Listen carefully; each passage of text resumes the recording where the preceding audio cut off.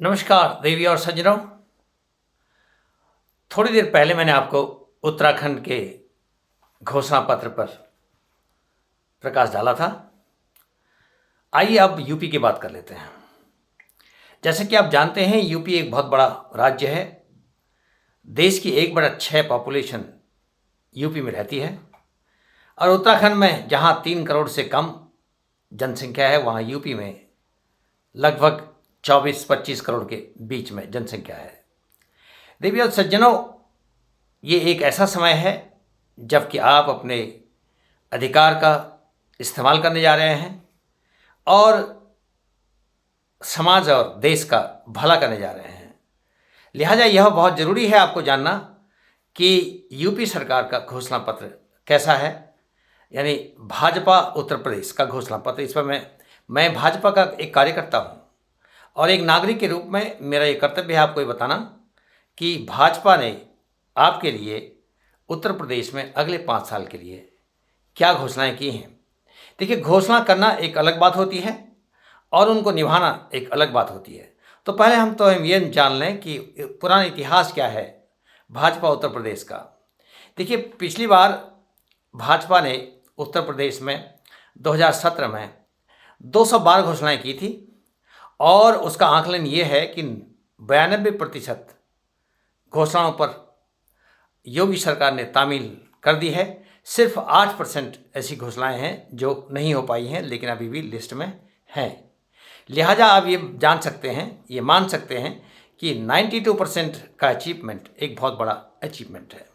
तो आइए, वैसे तो ये यूपी का घोषणा पत्र डिस्कस करना बहुत बड़ी टेढ़ी खीर है, क्योंकि बहुत लंबा, बहुत बड़ा प्रदेश है। इसको बहुत जल्दी मैं समाप्त नहीं कर पाऊँगा। मैं आज सिर्फ आपसे 4-5 बिंदुओं पर, मुश्किल से 4 बिंदुओं पर बात कर पाऊँगा। तो लिहाजा क्विकली चलो चलते हैं, देखते हैं उत्तर प्रदेश भाजपा का घोषणा पत्र। देखिए, ये घोषणा पत्र जो जिसकी घोषणा की थी, वो उसके लिए देश के बहुत ही जाने माने कैबिनेट मिनिस्टर और देश के गृह मंत्री श्री अमित शाह जी स्वयं घोषणा करने आए थे। तो लिहाजा आप ये समझ सकते हैं कि भारत में यूपी की जो डबल इंजन की सरकार है, वो जनता को बहुत अधिक सुविधाएं देने वाली है और उनकी प्रगति में पूरी तरह से शरीक होने वाली है। तो आइए सबसे पहले बात कर लें कि पिछले घोषणा पत्र में 92% परफॉर्मेंस के साथ 312 सीटें भाजपा को मिली थी। आइए आज सबसे पहले हम बात करते हैं किसानों की। किसानों के लिए सबसे पहले सिंचाई के लिए मुफ्त बिजली दी जाएगी। आपको सबको मालूम है, मैं एक किसान हूँ। सबसे ज़्यादा बिजली खर्च होती है सिंचाई में, क्योंकि लंबे समय तक पानी को चालू रखना पड़ता है और बार बार रखना पड़ता है। तो लिहाजा सबसे ज़्यादा खर्च बिजली जो किसान करते हैं वो सिंचाई में करते हैं, तो इसलिए सिंचाई के लिए मुफ्त बिजली दी जाएगी। उसके बाद गन्ना किसानों को 14 दिन के अंदर सारा भुगतान कर दिया जाएगा। अगर कोई गन्ना मिल उसको भुगतान करने में असमर्थ रहती है, तो वो उसके बाद उसके ब्याज के साथ उसका भुगतान करेगी।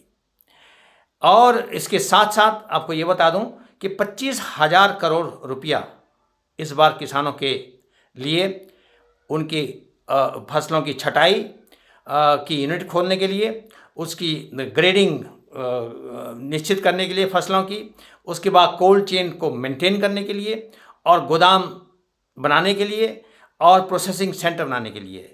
ये एक ऐसे इलाके हैं जहां पास समय दशकों में बहुत ज़्यादा प्रगति नहीं हुई है। तो लिहाजा इन फील्ड में आप देखते हैं कि गोदामों के स्टोरेज में भी काफ़ी कमी थी और काफ़ी पूरी कर दी गई है, लेकिन इस बार अगली बार के लिए इसको बहुत प्रायोरिटी के साथ रखा गया है, जिसके लिए 25,000 करोड़ रुपये यूपी की सरकार ने मुकर्रर किए हैं। गेहूं और धान का समर्थन मूल्य को और बढ़ावा दिया जाएगा। जो एमएसपी है उसको और बढ़ावा दिया जाएगा। पिछली बार आप जानते हैं गेहूं के लिए, जहां तक मुझे ख्याल है, मुझे याद है 19 रुपया और धान के लिए लगभग 13 रुपया। Hope my facts are correct. तो ऐसी ये एमएसपी सरकार ने दी थी, इस बार उसको और बढ़ा के करने वाली है। इसके अलावा 5,000 करोड़ रुपये में गन्ने की नई मिल खुलेंगी, गन्ने मिलों का आधुनिकरण होगा और उनका नवीनीकरण होगा, रिनोवेशन। तो आप जानते हैं कि पिछली सरकारों 2017 से पहली वाली सरकारों में चीनी की मिलें बेच दी गई थी, तो लिहाजा अब इनको इस लेवल पर लाया जा रहा है कि इनकी उन्नति हो सके। तो ये इन नटशल मैंने कृषि की बात करी। अब बात कर लेते हैं युवाओं की और उनकी शिक्षा की। देखिए, हर परिवार के एक व्यक्ति को रोजगार व स्वरोजगार मिलेगा, ये यूपी भाजपा सरकार की घोषणा है।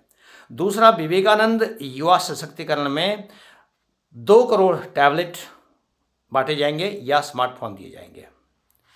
इसके अलावा जो बालिकाएं हैं, जो कॉलेज गोइंग बालिकाएं हैं, उनको अगर उनकी परफॉर्मेंस अच्छी रहती है तो उनको स्कूटी दी जाएगी। तो ये एक ऐसा पॉजिटिव मोटिवेशन है जिसमें उनकी परफॉर्मेंस भी आगे बढ़ती जाएगी। तो मुफ्त में स्कूटी जाएगी अच्छा परफॉर्मेंस करने वाली बालिकाओं को, लड़कियों को। प्रदेश सरकार के खाली पदों को भरेगी, ये अगला, जितने भी सरकारी पद हैं, जो खाली पद हैं, उनको भरेगी भाजपा सरकार उत्तर प्रदेश की। उसके बाद सभी प्राथमिक विद्यालयों को स्मार्ट विद्यालय बनाएगी, ये एक और घोषणा है, बहुत बेहतरीन घोषणा है। 2500 करोड़ से एक ब्लॉक में एक ITI सेंटर खोला जाएगा, मतलब हर ब्लॉक में एक ITI सेंटर खोला जाएगा, जिसके लिए 2500 करोड़ रुपया मुकर्रर उन्होंने किया है। सभी शिक्षा संस्थानों में खेल का इंफ्रास्ट्रक्चर निर्माण किया जाएगा या नवीनीकरण किया जाएगा, मतलब खेल सेंटर खोले जाएंगे सभी शिक्षा संस्थानों में। अब बात कर लेते हैं सुशासन की। देखिए, सुशासन के मामले में वैसे ही बहुत नाम है उत्तर प्रदेश सरकार का। गुंडे अपराधी माफिया के खिलाफ यथावत कार्रवाई एक्शन होगा, जैसे चल रही है। जो लोग धोखा देकर शादी करके उनका धर्म बदली करने की कोशिश करते हैं, जिसको लव जिहाद कहते हैं, उनको 10 वर्ष तक की सज़ा दी जाएगी और 1 लाख रुपया उनको फाइन किया जाएगा। तो एक ऐसा अपराध जिसको बिल्कुल ज़मीन से नामो निशान जिसका मिटा दिया जाएगा, ये उत्तर प्रदेश सरकार का अगला की घोषणा पत्र है। देवबंद में एंटी टेरर कमांडो सेंटर खोले जाएंगे। मेरठ, रामपुर, आजमगढ़, कानपुर, बहराइच में भी इस प्रकार के सेंटर, टोटल 6 सेंटर खोले जाएंगे। उसके बाद पुलिस महिला और पुरुष के लिए उनकी बैरक की व्यवस्था करेगी, जो उनके लिविंग अकोमोडेशन को और बेहतर बनाएगी, दोनों महिला पुलिस और पुरुष पुलिस के लिए। इसके बाद सबका साथ सबका विकास के अंदर बेघर को घर मिलेगा, आप जानते ही हैं, बहुतों को मिला भी है। पिछड़े व वंचित के लिए आवासीय भूमि भी मिलेगी, साथ में आवासीय भूमि और उसके ऊपर घर। गरीबों के लिए कम मूल्य पर भोजन मतलब कैंटीन टाइप रखी जाएगी गरीब लोगों के लिए। तो जिससे इससे ये होगा कि भिखारियों की संख्या भी, जो आप देखते हैं, वो काफ़ी कम हो जाएगी। गरीबों के लिए कम मूल्य पर भोजन की व्यवस्था, ये मैंने आपको बता दिया। उसके बाद 1500 रुपया प्रतिमाह पेंशन हर विधवा और हर दिव्यांग और जितने भी गरीब लोग हैं उनको 1500 रुपया पेंशन दी जाएगी। ये एक अगली घोषणा है। तो लिस्ट बहुत लंबी है, मैंने जैसा आपको कहा कि मैं आज ज़्यादा समय न लेकर सिर्फ इतना ही बताकर अपनी वाणी को विराम देता हूं। और इसके बाद अगले भाषण में आप सुनेंगे नारी सशक्तिकरण, स्वास्थ्य, अर्थव्यवस्था और पर्यटन आदि पर उत्तर प्रदेश भाजपा का क्या कहना है, क्या घोषणा पत्र है। इन शब्दों के साथ देवी और सज्जनों, आपसे मेरी सिर्फ ये गुजारिश है कि यूपी में तो इलेक्शन की कार्रवाई शुरू हो चुकी है। अलग अलग जगह पर अलग अलग दिन इलेक्शन हो रहे हैं। लिहाजा लखनऊ में तो 23 तारीख को इलेक्शन है। मैं लखनऊ से कर्नल हुक्म सिंह बिस्त बोल रहा हूँ, एक वेटरन हूँ, आर्मी वेटरन हूँ। इसलिए आपसे गुजारिश है कि आप देश हित में अधिक से अधिक 100% जनता जो है देश में वोट करे। इन शब्दों के साथ, इस गुजारिश के साथ नमस्कार, सादर नमस्कार।